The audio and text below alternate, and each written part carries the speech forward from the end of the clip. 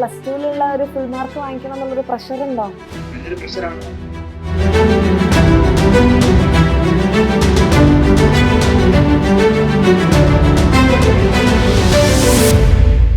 Okay. അപ്പോൾ നമ്മളിപ്പോൾ എന്തായാലും ഓൺലൈൻ ആണല്ലോ. അപ്പോൾ ഓൺലൈനിൽ നമ്മുടെ മെയിൻ ഒരു വില്ലനായിട്ട് വരുന്ന ആൾ ഡിസ്ട്രാക്ഷൻസ് ആണ്. സോഷ്യൽ മീഡിയ ആയാലും നമ്മളിപ്പോൾ യൂട്യൂബിൽ ക്ലാസ് എടുത്താലും നമ്മൾ യൂട്യൂബിലെ വീഡിയോസിലേക്ക് ഇങ്ങനെ അറിയാതെ പോയി പോവുമല്ലോ. അപ്പോൾ അങ്ങനത്തെ ഡിസ്ട്രാക്ഷൻസ് ഒക്കെ ഉണ്ടായിരുന്നോ? അതുണ്ടായിരുന്നെങ്കിൽ എങ്ങനെയാണ് ഓവർകം ചെയ്തത്?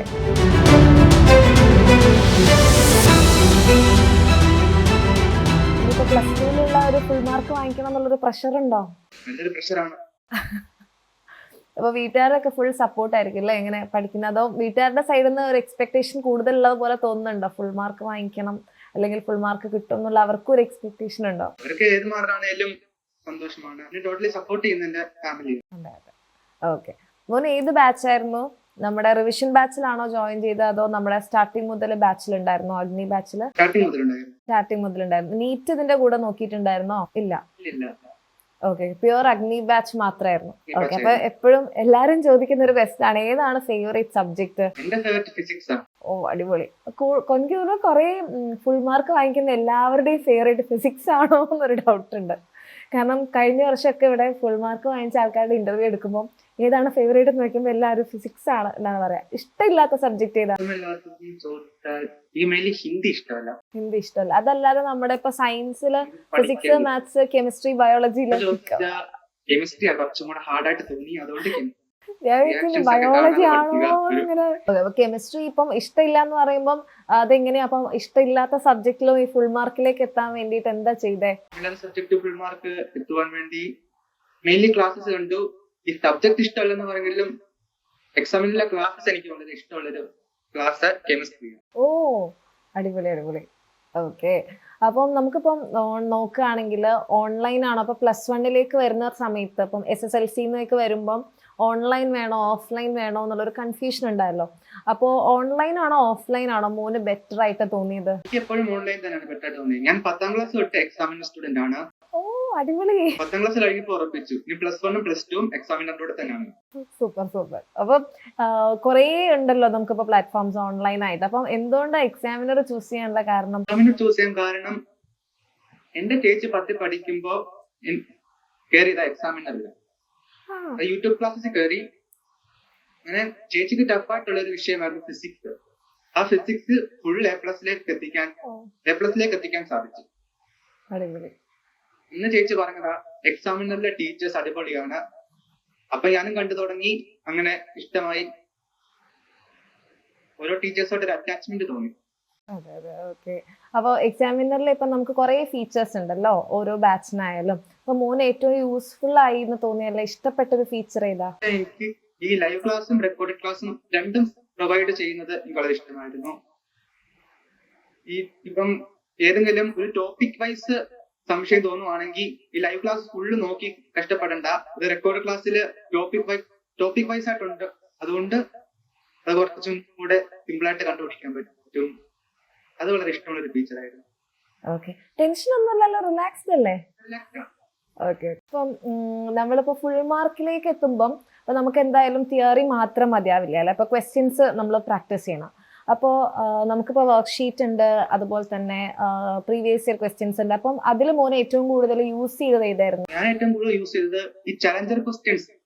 അത് ഈ എക്സാമിന്റെ പാറ്റേൺ മാറിയപ്പം കൊണ്ടുവന്നൊരു ബെസ്റ്റ് ഫീച്ചർ ആണ് ചലഞ്ചർ ക്വസ്റ്റ്യൻസ്. അതെനിക്ക് വളരെ യൂസ്ഫുൾ ആയിട്ട് തോന്നി. അതെല്ലാം ചെയ്ത് നോക്കിയിട്ടാണ് ഒരു കോൺഫിഡൻസ് കിട്ടിയത്. ഓഹോ, ഓക്കെ ഓക്കെ. ഇപ്പം പലരും പറയാറുണ്ട്, അല്ലെങ്കിൽ പലരും ഇങ്ങനെ യൂട്യൂബ് ക്ലാസ് മാത്രം കണ്ട് ഫുൾ മാർക്ക് കിട്ടുമെന്നൊക്കെ ചോദിക്കാറുണ്ട്. മോനും ചിലപ്പോൾ കമന്റ്സിലൊക്കെ കണ്ടിട്ടുണ്ടാവും യൂട്യൂബ് ക്ലാസ് മാത്രം ഡിപ്പെൻഡ് ചെയ്യുന്നത്. അപ്പൊ അവരോട് മോൻ എന്താ പറയാനുള്ളത്? അല്ലെങ്കിൽ ഇപ്പൊ ബാച്ചില് മോനിപ്പം SSLC +1 ഒക്കെ നമ്മുടെ ബാച്ചിൽ പഠിച്ച ആളാണ്. അപ്പം യൂട്യൂബ് ക്ലാസ് മാത്രം പഠിച്ചു കഴിഞ്ഞാൽ നമുക്ക് ഈ ഫുൾ മാർക്കിലേക്ക് എത്താൻ പറ്റുമോ? അല്ലെങ്കിൽ നമ്മൾ വിചാരിച്ചൊരു സ്കോറിലേക്ക് എത്താൻ പറ്റുമോ? അല്ലെങ്കിൽ ബാച്ച് യൂസ് ചെയ്യുന്നതുകൊണ്ടുള്ള ഒരു ഡിഫറൻസ് എന്താ മോന് തോന്നി? യൂട്യൂബ് ക്ലാസ്സസ് എന്ന് പറയുമ്പോൾ ഒബിയസ്ലി അതിൻ്റെതായ ചില ലിമിറ്റേഷൻസ് ഉണ്ട്. മെയിൻലി ടൈം ആണ്. ഇത്ര ടൈമിനുള്ളിലാണ് ക്ലാസ് തീർക്കേണ്ടത്. സോ കുറച്ചും കൂടെ ഡെപ്ത് ആയിട്ട് പഠിപ്പിക്കാൻ അത് സാധിക്കത്തില്ല. ഈ ബാച്ചിനാണെങ്കിൽ പിന്നെ 3 പാർട്ടായിട്ടൊക്കെ 2 മണിക്കൂർ ലൈവ് സെക്ഷൻസ് ഉണ്ട്. അതുവഴി ടോട്ടലി ഒരു കോൺസെപ്റ്റിന്റെ ഇൻഡെപ്ത് ആയിട്ട് പഠിപ്പിക്കുന്നുണ്ട്. അങ്ങനെ യൂട്യൂബ് ക്ലാസ്സിൽ കിട്ടണം എന്നില്ല. അങ്ങനെ കിട്ടണമെങ്കിൽ പിന്നെ ടെക്സ്റ്റ് അധികം വായിക്കണം. പക്ഷെ ബാച്ചസിലാണെങ്കിൽ അത് ഇങ്ങോട്ട് പ്രൊവൈഡ് ചെയ്യുന്നുണ്ട്. അതുകൊണ്ട് അതിന്റെ അധികം പറയേണ്ട ആവശ്യമില്ല. അതാണ് ബാച്ചിന്റെ ഏറ്റവും വലിയൊരു ഗുണം. ഓക്കെ, അപ്പോൾ നമ്മളിപ്പോൾ എന്തായാലും ഓൺലൈൻ ആണല്ലോ. അപ്പോൾ ഓൺലൈനിൽ നമ്മുടെ മെയിൻ ഒരു വില്ലനായിട്ട് വരുന്ന ആൾ ഡിസ്ട്രാക്ഷൻസ് ആണ്. സോഷ്യൽ മീഡിയ ആയാലും നമ്മളിപ്പോൾ യൂട്യൂബിലെ ക്ലാസ് എടുത്താലും നമ്മൾ യൂട്യൂബിലെ വീഡിയോസിലേക്ക് ഇങ്ങനെ അറിയാതെ പോയി പോവല്ലോ. അപ്പം അങ്ങനത്തെ ഡിസ്ട്രാക്ഷൻസ് ഒക്കെ ഉണ്ടായിരുന്നോ? അതുണ്ടായിരുന്നെങ്കിൽ എങ്ങനെയാണ് ഓവർകം ചെയ്തത്? ഡിസ്ട്രാക്ഷൻസ് മെയിൻലി യൂട്യൂബിന്റെ ഒരു സജഷൻ ഫീഡ് ഉണ്ട്. ആ ഫീഡ് ഇടയ്ക്ക് ഇങ്ങനെ നോക്കുമ്പം നമ്മുടെ ശ്രദ്ധ തിരിക്കാൻ വേണ്ടിയിട്ടുള്ള ഓരോരോ കാര്യങ്ങൾ അതിൽ കാണാം. അപ്പം അതിൽ മെയിൻ ആയിട്ട് ഞാൻ യൂസ് ചെയ്തത് ഈ ആപ്പ് തന്നെയാണ്. ആപ്പ് ആകുമ്പം അങ്ങനത്തെ ഡിസ്ട്രാക്ഷൻസിന്റെ ഒരു കുഴപ്പമില്ല. പിന്നെ ഒരു ടോട്ടൽ മോട്ടിവേഷനോട് ഇരുന്ന നമുക്ക് ഇന്ന ലക്ഷ്യത്തിൽ എത്തണം എന്നൊരു മോട്ടിവേഷൻ ഉണ്ടെങ്കിൽ നമുക്കത് ആ ഡിസ്ട്രാക്ഷൻ ഓവർകം ചെയ്യാൻ പറ്റും. Okay, very good, very good. അപ്പോൾ ഈ പഠിക്കുന്ന സമയത്ത് ഇങ്ങനെ സ്റ്റഡി റുട്ടീൻ ഒക്കെ ഫോളോ ചെയ്ത് കറക്റ്റ് ടൈം ഒക്കെ വെച്ച് നോട്ടൊക്കെ കംപ്ലീറ്റ് ചെയ്ത് ക്ലാസ് ഒക്കെ കണ്ട് അങ്ങനെ പഠിക്കുന്ന ഒരാളായിരുന്നോ? അങ്ങനെ ചോദിച്ചാൽ അങ്ങനെ പറയാൻ പറ്റത്തില്ല. ഞാൻ എന്റെ ഇഷ്ടമുള്ള ഒരു ടൈം ഉണ്ട്, ആ ടൈമിലാണ് ഞാൻ പഠിക്കുന്നത്. എപ്പോ എന്റെ പഠിക്കാൻ ഒരു മൂഡുണ്ട് അപ്പൊ ഞാൻ പഠിക്കും. ഓക്കെ, അപ്പോൾ നമ്മളിപ്പം എക്സാം ടൈമിലേക്ക് വരുന്ന സമയത്ത് ഈ ഡിസ്ട്രാക്ഷൻസ് ഒന്നും എന്തായാലും നമ്മൾ മൈൻഡ് ചെയ്യുന്നുണ്ടാവില്ലല്ലോ. അപ്പോൾ എക്സാം ടൈമിൽ ഇപ്പം നമ്മളെപ്പോഴും പറയുന്ന ഒരു കാര്യമാണ് റിവിഷൻ ചെയ്യാന്നുള്ളത്. അപ്പം മോന് എത്രത്തോളം ഈ റിവിഷൻ ചെയ്യുന്നതിൽ ഫോക്കസ് ചെയ്തിട്ടുണ്ട്, അല്ലെങ്കിൽ റിവിഷൻ ഒരു ഇമ്പോർട്ടന്റ് ആയിട്ടുള്ള കാര്യമായിട്ട് തോന്നിയിട്ടുണ്ടോ? റിവിഷൻ വളരെ ഇമ്പോർട്ടന്റ് ആയിട്ടൊരു കാര്യമായിരുന്നു. കാരണം ഈ വൺ ഷോട്ട് ഒക്കെ റിവിഷന്റെ കണ്ടാണ് കുറച്ചും കൂടെ ഒരു ക്ലാരിറ്റി വന്നത്. നമ്മൾ പഠിക്കുന്നതെല്ലാം ഓർത്തിരിക്കണം എന്നില്ലല്ലോ. അപ്പം ഈ വൺ ഷോട്ട് ഒക്കെ മെയിൻലി ഫോക്കസ് ചെയ്യും. പിന്നെ പ്രീവിയസ് ഇയർ ക്വസ്റ്റ്യൻ ചെയ്യുന്നതിന് ഒരു റിവിഷനാണ്. അത് നമുക്ക് അറിയാത്തൊരു കോൺസെപ്റ്റ് അപ്പൊ ആ ഒരു ക്വസ്റ്റ്യനുകളോടെ പഠിച്ചെടുക്കാൻ പറ്റും. ഇനി ഷോർട്ട് ആയിട്ടുള്ള ലെക്ചേഴ്സ് ഒക്കെ ഉണ്ടായിരുന്നു, അതെല്ലാം കൂടെ വെച്ചാണ് പഠിച്ചത്. Okay okay okay. ഇപ്പം നമ്മൾ എക്സാം ഹാളിലേക്ക് വരുമ്പം ഇങ്ങനെ ഫസ്റ്റ് ക്വസ്റ്റ്യൻസ് ഒക്കെ ചില സമയത്ത് ടഫായി പോവാറുണ്ടല്ലോ. അതായത് ഈ പെട്ടെന്ന് ഇങ്ങനെ ബ്ലാങ്ക് ആയി പോകുന്ന, അപ്പൊ അങ്ങനെ എന്തെങ്കിലും അവസ്ഥ ഉണ്ടായിട്ടുണ്ടോ? ഉണ്ടായിട്ടുണ്ടെങ്കിൽ അങ്ങനെ ഉണ്ടാവുന്ന കുട്ടികളോട് അത് പറയാ, അപ്പം അത് ഓവർകം ചെയ്യാൻ എന്താ ചെയ്തിട്ടുണ്ടാവുക? പരീക്ഷകള് ടഫ് ആക്കുമ്പോ കൂൾ ഓഫ് ടൈമിൽ എല്ലാം ഒന്ന് പെട്ടെന്ന് വായിച്ചു നോക്കും. അപ്പൊ ഈ ടഫ് ക്വസ്റ്റ്യൻസ് കാണുമ്പോൾ നമ്മുടെ ടെൻഷൻ അങ്ങ് കൂടും. അറിയാവുന്ന പോലെ എഴുതാൻ പറ്റാത്ത അവസ്ഥ വരും.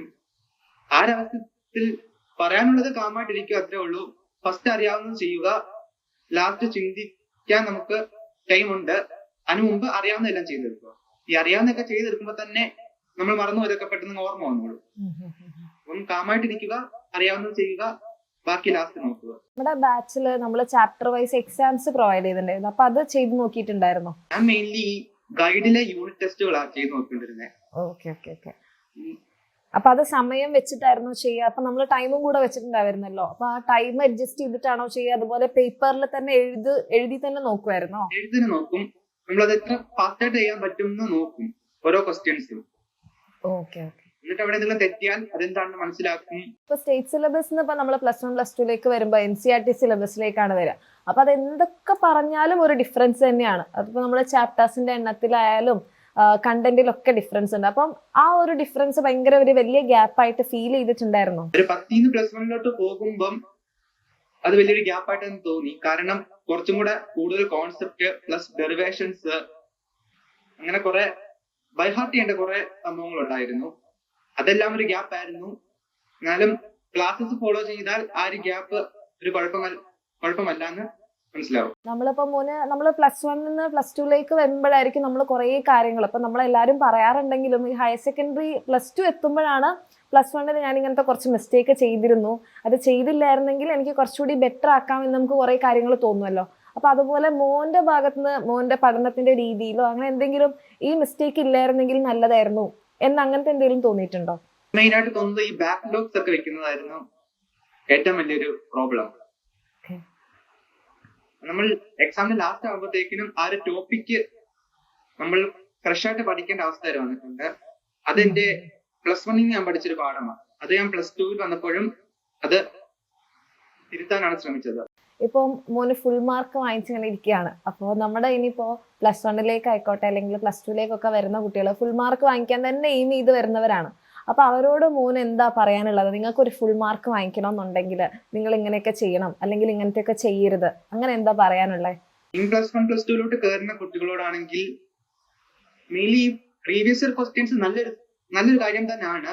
പക്ഷെ ടോട്ടലി അതിനെ ആശ്രയിച്ചിരിക്കാതെ കുറച്ച് എക്സ്ട്രാ ക്വസ്റ്റ്യൻസ് NCERT തന്നെ കിടപ്പുണ്ട്. അല്ലെങ്കിൽ പരീക്ഷ ടൈമിൽ കുറച്ചും കൂടെ ഹാർഡ് ആയിട്ടുള്ള ക്വസ്റ്റ്യൻസ് ചെയ്യിപ്പിക്കുന്ന ഒരു സെഷൻ ഉണ്ടായിരുന്നു. അതൊക്കെ ഫോളോ ചെയ്യാൻ ശ്രമിക്കുക. മെയിൻലി കോൺസെപ്റ്റ് ക്ലിയർ ആയിട്ട് പഠിച്ചു വയ്ക്കുക. കാരണം ഞാൻ പാടായിട്ടുള്ള കുറച്ച് ക്വസ്റ്റ്യൻസ് ഒക്കെ എന്റെ സീനിയേഴ്സിനെ നോക്കി. അത് മെയിൻലി പാടായിട്ട് തോന്നിയതൊക്കെ ഇങ്ങനെ സിമ്പിൾ കോൺസെപ്റ്റ്സ് ആണ്, പക്ഷെ അത് അപ്ലൈ ചെയ്യേണ്ട സ്ഥലത്ത് ചെയ്യാൻ ആർക്കും സാധിക്കത്തില്ല. അതൊരു വലിയ പ്രശ്നമാണ്. അത് ടോട്ടലി മറികടക്കും. ഓക്കെ, അപ്പൊ എന്തായാലും ഒന്നുകൂടെ കൺഗ്രാറ്റുലേഷൻസ്. ഇനിയിപ്പോ +2ന്റെ റിസൾട്ട് ഒക്കെ വരാൻ വേണ്ടി പോവാണ്. മോന്റെ ഏറ്റവും ബെസ്റ്റ് റിസൾട്ട് ഉണ്ടാവട്ടെ. ഓക്കെ, അപ്പം അതൊക്കെ നല്ല റിസൾട്ട് ഒക്കെ വാങ്ങിച്ചതുപോലെ അടുത്തൊരു ഇന്റർവ്യൂ കൂടെ സെയിം ക്വസ്റ്റ്യൻസും ഇനി +2ലെ കുട്ടികൾക്കുള്ള ടിപ്സും ഒക്കെ നമുക്ക് ഷെയർ ചെയ്യാൻ വേണ്ടി പറ്റട്ടെ. ഓക്കെ, അച്ഛനോടും അമ്മനോടൊക്കെ നമ്മുടെ അന്വേഷണം പറയാം കേട്ടോ. ആൻഡ് ഭയങ്കര പ്രൗഡ് ആൻഡ് ഹാപ്പിയാണ് ഇത്രയും നല്ലൊരു റിസൾട്ട് കിട്ടിയതിൽ കേട്ടോ. നിങ്ങളുടെ എല്ലാവരുടെയും നല്ല മാർക്സ് കിട്ടി, നിങ്ങളുടെ സന്തോഷമാണ് നമ്മുടെ ഏറ്റവും വലിയ റിസൾട്ട്. അതിൽ തന്നെ ഫുൾ മാർക്ക് എന്ന് പറയുമ്പോൾ സ്റ്റേറ്റ് ടോപ്പർ ആയിപ്പോ. അപ്പൊ ആ ഒരു റിസൾട്ട് എല്ലാവർക്കും പറ്റുന്നൊരു കാര്യമല്ല. അപ്പൊ അതിലേക്കൊക്കെ എത്താൻ പറ്റിയതിൽ ഭയങ്കര സന്തോഷം. ഞങ്ങളെല്ലാവരും ഓക്കെ ഭയങ്കര പ്രൗഡാണ്. ഓക്കെ, അപ്പോൾ കൺഗ്രാറ്റുലേഷൻസ് ഒന്നുകൂടെ.